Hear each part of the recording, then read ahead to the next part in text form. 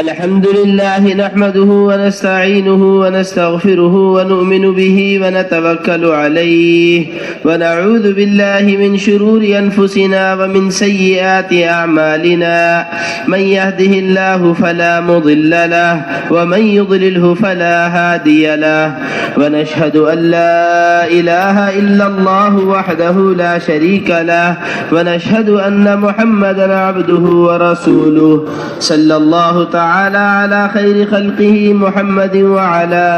آله وصحبه وبارك وسلم تسليما كثيرا كثيرا. أما بعد فأعوذ بالله من الشيطان الرجيم. بسم الله الرحمن الرحيم.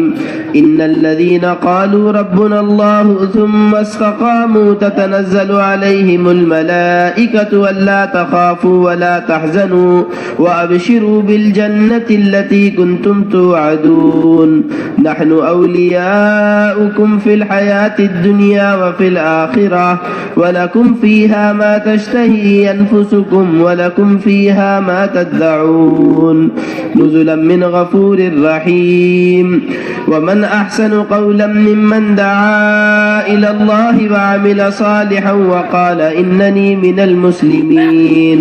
وقال الله تبارك وتعالى ولو أن أهل القرى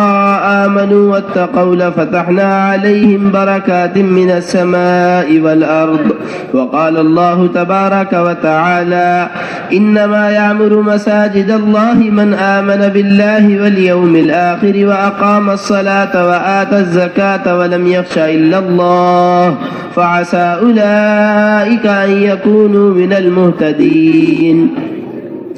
وقال الله تبارك وتعالى في بيوت أذن الله أن ترفع ويذكر فيها اسمه يسبح له فيها بالغدو والآصال. وقال النبي صلى الله عليه وسلم من قال لا إله إلا الله مخلصا دخل الجنة. قيل وما إخلاصها؟ قال أن تحجزه عن محارم الله. وقال النبي صلى الله عليه وسلم كل أمتي يدخلون الجنة إلا من أبى. قيل ومن أبى؟ قال من أطاعني دخل الجنة ومن عصاني فقد أبى. وقال النبي صلى الله عليه وسلم الغدو والرواح إلى المسجد من الجهاد في سبيل الله. وقال النبي صلى الله عليه وسلم المسجد بيت كل تقي وتكفل الله لمن كان المسجد بيته بالروح والرحمة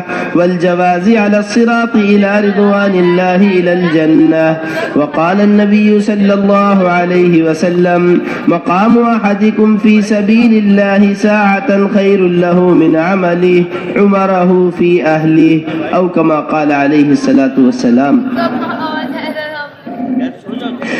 قابل احترام بزرگوں اور بھائیوں،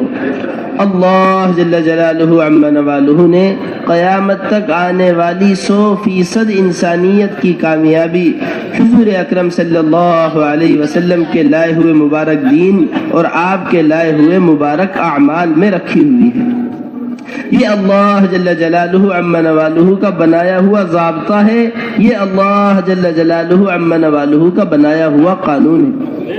جس طرح تمام اہل دنیا اپنے اپنے ضابطے اور قانون بناتے ہیں، کوئی چھوٹا ملک ہو یا بڑا ملک، کوئی چھوٹا ادارہ ہو یا بڑا ادارہ، ہر ایک نے اپنے ضوابط اور قوانین بنائے ہوئے ہیں۔ آپ فلانے ملک کے اندر فلانے کاغذات کے بغیر سفر کر نہیں سکتے، فلانے ادارے کے اندر فلانے کاغذات کے بغیر داخلہ لے نہیں سکتے، فلانی حکومت کے اندر فلانے کاغذات کے بغیر داخل ہو نہیں سکتے۔ یہ چھوٹے چھوٹے اداروں اور حکومتوں کے بنائے ہوئے ضابطے ہیں دنیا کے اندر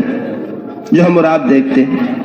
ہمارے حضرت فرماتے ہیں اسی طرح اللہ جل جلالہ عم نوالہ نے قرآن میں قیامت کے دن کے ضابطے کو بیان فرمایا ہے۔ ان الدین عند اللہ الاسلام ومن یبتغی غیر الاسلام دینا فلن یقبل منہ۔ اللہ جل جلالہ عم نوالہ کے یہاں دین اسلام ہی قابل قبول ہے۔ جو دین اسلام کے علاوہ کوئی بھی دین، کوئی بھی محنت کل قیامت میں اللہ کے یہاں لے کر جائے گا، اللہ جل جلالہ عما نوالہ کے یہاں حضور اکرم صلی اللہ علیہ وسلم والے دین اور آپ والے اعمال کے بغیر کوئی محنت، کوئی زندگی قابل قبول نہیں ہے۔ چاہے دنیا کے اندر یہ کتنا ہی بڑا تاجر کہلاتا ہو، چاہے دنیا کے اندر کتنا ہی بڑا ڈاکٹر کہلاتا ہو، چاہے دنیا کے اندر کتنا ہی بڑا وزیر کہلاتا ہو، چاہے دنیا والے اس کو کتنا ہی کامیاب سمجھتے ہوں، اللہ جل جلالہ عما نوالہ کے یہاں اس کی ساری زندگی کا کوئی محنت، کوئی حصہ قبول نہیں ہے اگر حضور اکرم صلی اللہ علیہ وسلم والی زندگی حضور اکرم صلی اللہ علیہ وسلم والے دین پر نہیں گزری۔ میرے محترم دوستو، بزرگوں، حضرت مولانا یوسف صاحب رحمۃ اللہ علیہ فرمایا کرتے تھے، انتہائی اہم بات، آج تمام انسانیت کے ناکام ہونے کی بنیادی وجہ یہ ہے حضرت مولانا یوسف صاحب رحمۃ اللہ علیہ فرمایا کرتے تھے کہ انسان نے اسباب پر محنت کو کامیابی سمجھ لیا ہے، اسباب کے اندر کامیابی سمجھی ہوئی ہے، اسباب پر محنت ہو رہی ہے، حکمران حکومتوں پہ جان اور مال کھپا رہے ہیں، تاجر تجارت پر جان اور مال کھپا رہے ہیں، کاشتکار اپنی زمینوں پر جان اور مال کھپا رہے ہیں تاکہ کامیابی حاصل ہو جائے۔